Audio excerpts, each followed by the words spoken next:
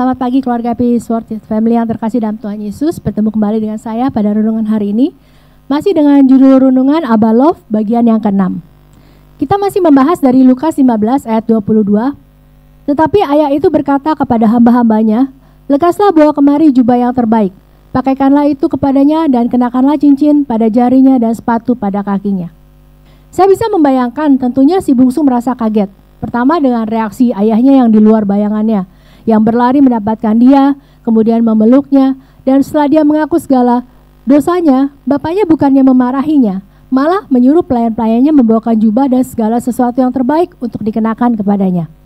Saya membayangkan anak itu berkata dalam hatinya, bapakku kok gak marah ya? Kok bisa ya? Harusnya kan aku dimarahi, dihukum, bahkan mungkin diusir lagi keluar dari rumah.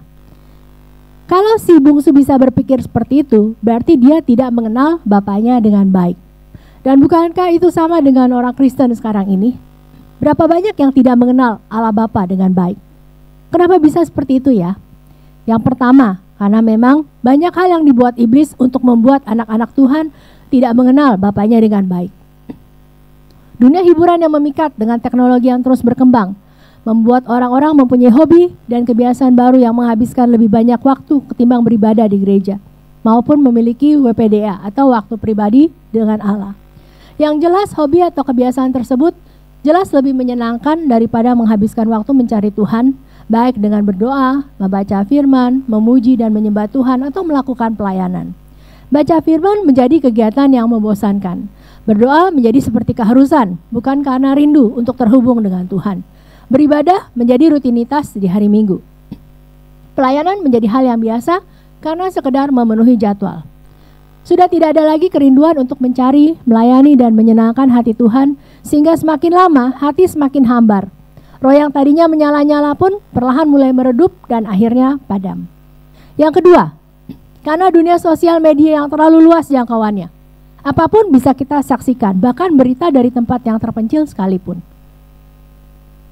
Ada banyak orang yang mengaku hamba Tuhan, tapi membawa ajaran yang tidak sesuai dengan firman Tuhan.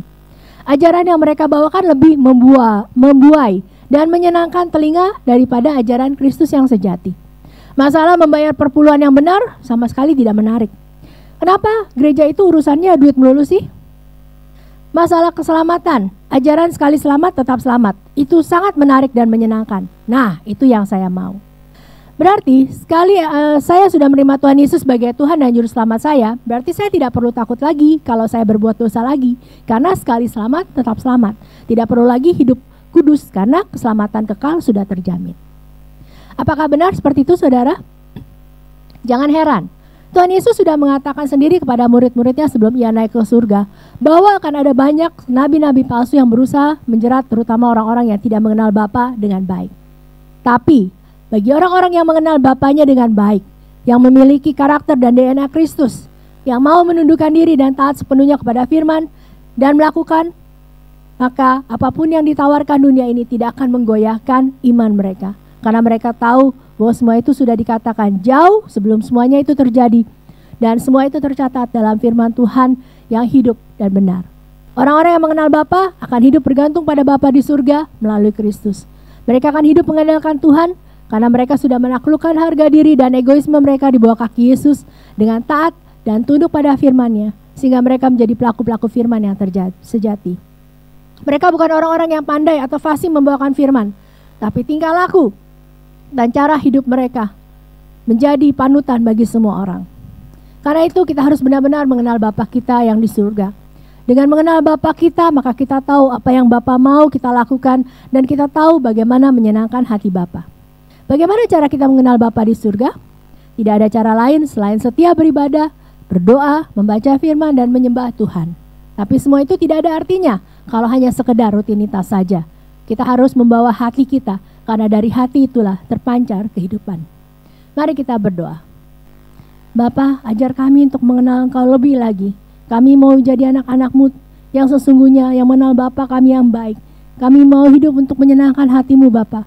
Karena kami tahu semua perbuatan Bapa yang baik yang telah Bapa berikan kepada kami. Bapa telah memberikan kepada kami Kristus, sehingga melalui Yesus kami boleh selamat dan kami boleh diangkat menjadi anak-anak-Mu. Karena itu ajar kami untuk terus belajar mengenal tentang Engkau, belajar mengenal Engkau lebih lagi, mencari Engkau lebih lagi, baik itu dengan berdoa maupun membaca firman. Dan saat kami menyembah Engkau Tuhan, boleh terjadi satu ikatan yang luar biasa, suatu perasaan yang luar biasa, di mana kami boleh menikmati hadirat-Mu sebagai seorang anak-Mu. Terima kasih Tuhan, kami serahkan hari kami sepanjang hari ini ke dalam tangan-Mu. Di dalam nama Tuhan Yesus kami berdoa dan mengucap syukur.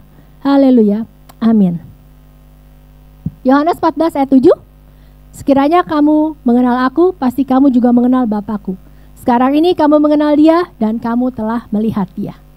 Selamat beraktivitas, Tuhan Yesus memberkati.